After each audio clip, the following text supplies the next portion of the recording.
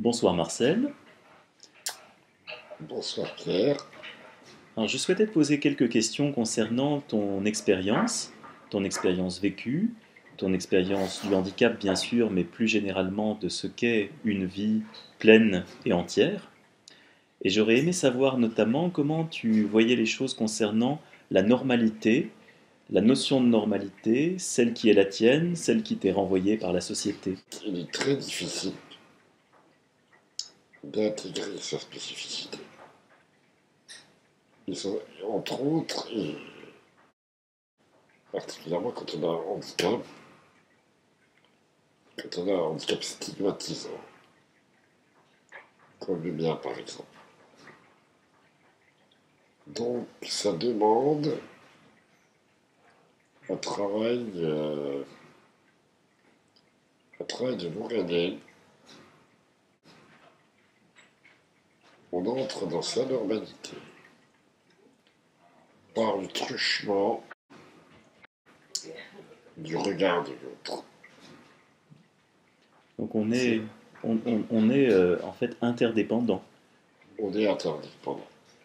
Il faut qu'on se place dans une perspective qui n'est pas seulement égocentrique, mais aussi exocentrique, où on prend racine dans son développement personnel au sein du terreau de ce que les autres nous offrent.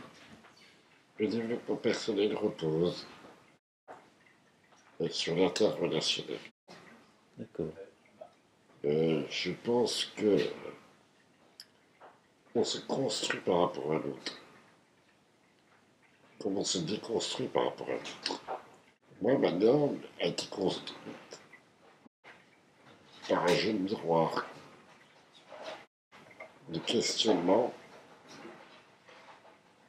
de réponses extérieures qui venaient rebondir, qui venaient résonner sur mes questionnements personnels. Et par travail d'élaboration analytique, il est impossible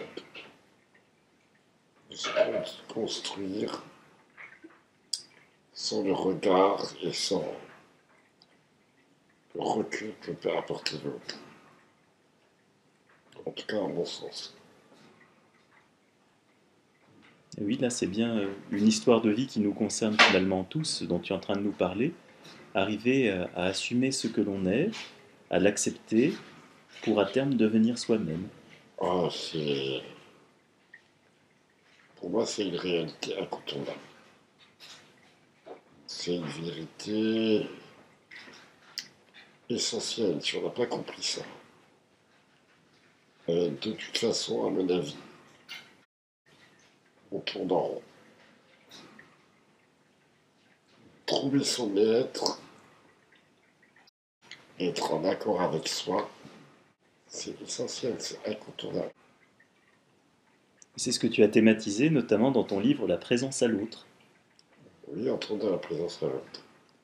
Tu disais que C'est ce l'accompagnement, que j'ai constaté au quotidien. voilà, au quotidien avec tes accompagnants, tu vois que les gens, pour pouvoir être présents à la personne qu'ils accompagnent, ont besoin d'être présents à eux-mêmes avant tout. Oui, mais moi j'ai déjà théorisé dès mon plus jeune âge, Hmm. puisque je n'ai jamais marché. Donc, il a fallu que je comprenne très vite